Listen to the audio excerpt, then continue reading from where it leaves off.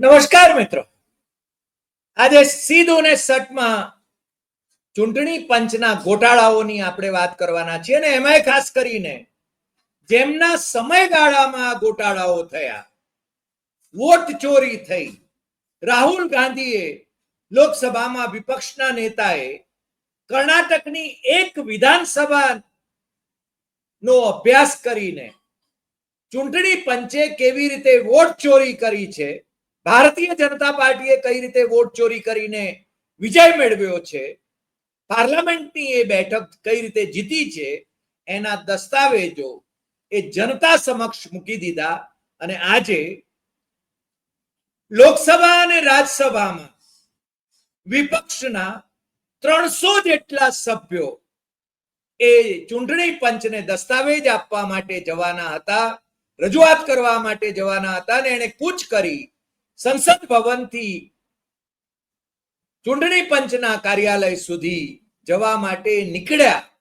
પરંતુ એમને ત્યાંથી માત્ર 50 મીટર દૂર પોલીસે જે બેરિકેડ લગાવી દીધા હતા, એ બેરિકેડ પછી એમને જવા ન દીધા અને એમની અટકાયત કરવામાં આવી.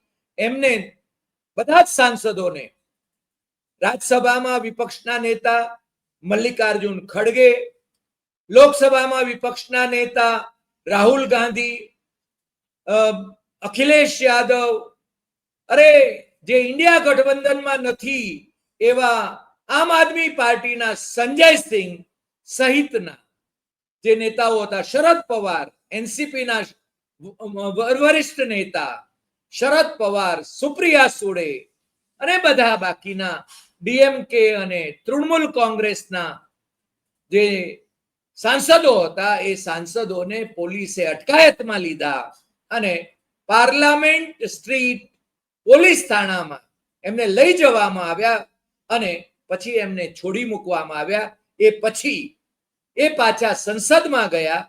ત્યારે પણ રાજ્યસભાની અંદર જ્યારે આ વાત એ મલ્લિકાર્જુન ખડગે, વિરોધ પક્ષના નેતા, જ્યારે સાંસદો સાથે આવું વર્તન થયું છે એની વાત કરે છે, ત્યારે ગૃહના નેતા અને ભારતીય જનતા પાર્ટીના અધ્યક્ષ અને નરેન્દ્ર મોદીની સરકારમાં મિનિસ્ટર એ જેપી નડ્ડા, મગને પગ આવ્યા છે એવા જેપી નડ્ડા, એ ઉભા થઈને એમ કહે છે કે મણિપુરની ચર્ચા ચાલી રહી છે ત્યારે જે વિપક્ષના નેતા કહી રહ્યા છે કશું રેકોર્ડ ઉપર નહીં જવું જોઈએ, અને એમની આ દાદાગીરી રાજ્યસભામાં પણ ચાલે છે.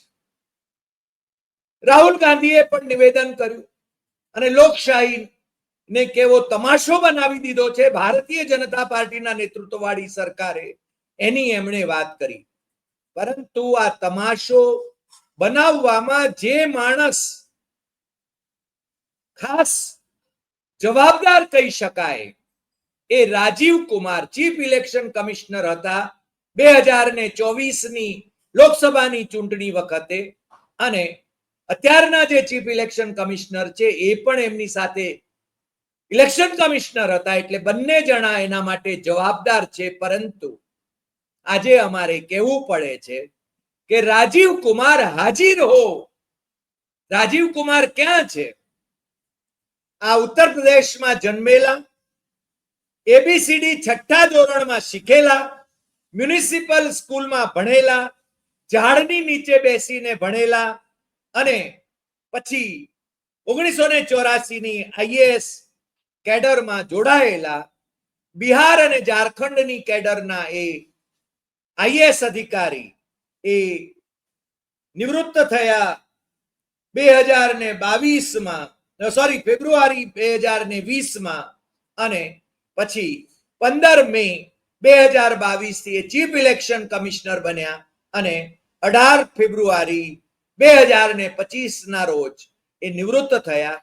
અને નિવૃત્ત થતા એમણે એમના પાપો ધોવા માટે હિમાલયમાં, અંતરિયાળ હિમાલયમાં જઈને 4-5 મહિના ગાળવા માટેની એમણે વાત કરી.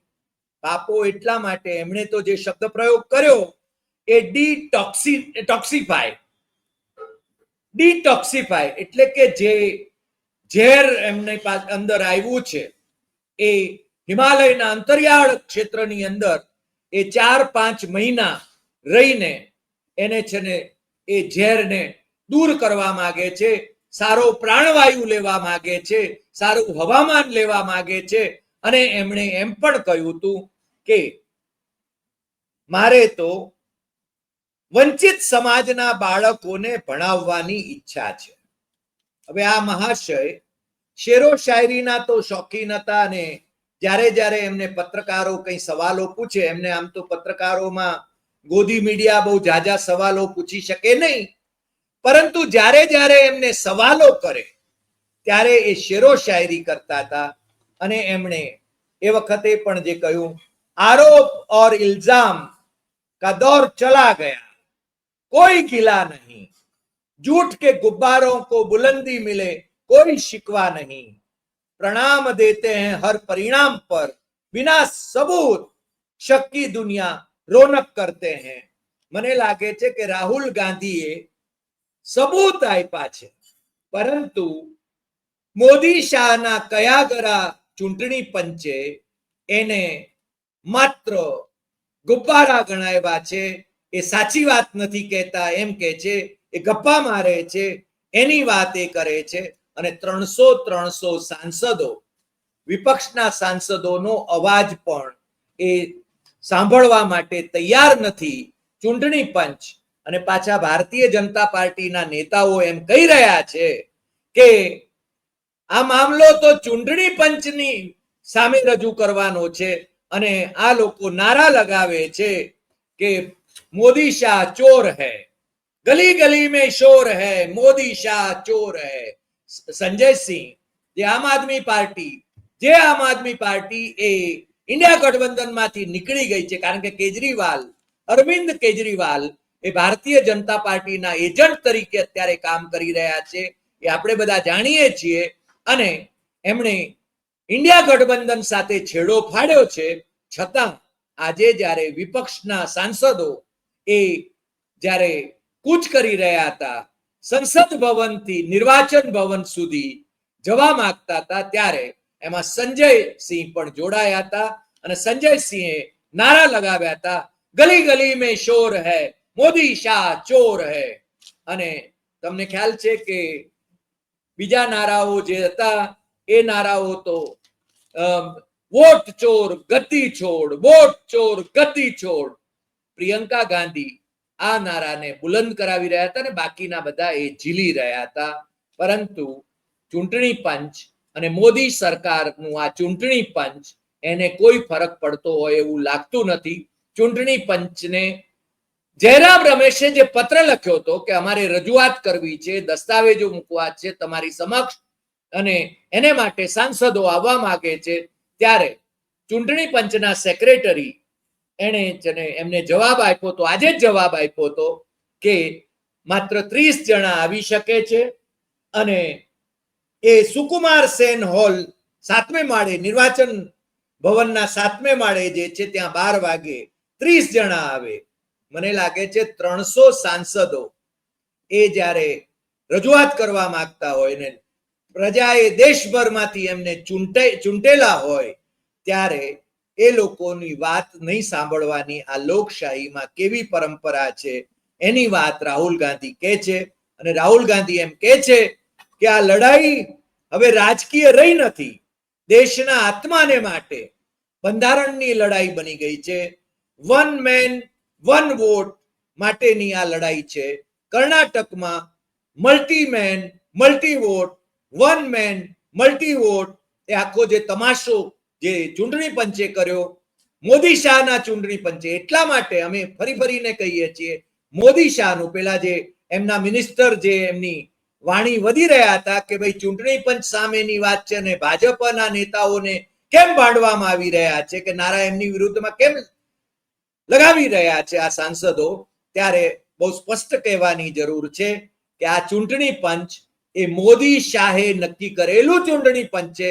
કારણ કે એમને કાયદો બદલી નાખ્યો છે અને એમાં ચીફ જસ્ટિસ એ ચૂંટણી કમિશનરના સિલેક્શન માટેની કમિટીમાં રહેતા હતા. એ કાયદો બદલી નાખીને મોદી સરકારે મોદી અને શાહ અથવા શાહ અને મોદી અને બીજા કોઈ મિનિસ્ટર અને વિપક્ષના નેતા એટલે કે લોકસભામાં વિપક્ષના નેતા રાહુલ ગાંધી એટલે બે વિરુદ્ધ એક એટલે કે મોદી શાહને જે ગમે એ એમને છે ને ચૂંટણી કમિશનર બને, મુખ્ય ચૂંટણી કમિશનર બને અને એમના પપેટ તરીકે એ કામ કરે એ વાત છે ને હવે છે ને જરાય છુપી રહી નથી અને એટલા માટે જ આ બાબત આખા દેશની જનતા હવે જાણી ગઈ છે એમ કહીએ તો ચાલે.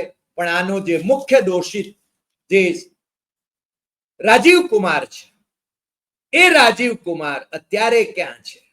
કારણ કે રાજીવ કુમાર એ બિહાર ઝારખંડ કેડરના આઈએએસ અધિકારી રહ્યા છે અને બિહારની અંદર તમને ખ્યાલ છે કે જે આખું જે મતદાર યાદીઓમાંથી 65 લાખ મતદારોને દૂર કરવામાં આવ્યા છે એ 65 લાખ મતદારો એટલે એસઆઈઆર ને નામે એમણે જે દૂર કર્યા છે એ વખતે એમણે બોલવું જોઈએ અગાઉના જે ચૂંટણી કમિશનરોએ કેવા કેવા સારા કામ કર્યા છે એની વાત આપણે ક્યારેક બીજા એપિસોડમાં કરવાના છીએ.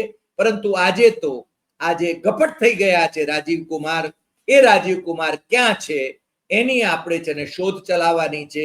જે રીતે જગદીપ ધનખડની શોધ ચલાવવાની છે એ જ રીતે રાજીવ કુમારની પણ શોધ ચલાવવાની છે. કારણ કે ચીનમાં અમુક નેતાઓ ગમે ત્યારે અદ્રશ્ય થઈ જાય કારણ કે ચીન એ કમ્યુનિસ્ટ તાનાશાહ દેશ છે.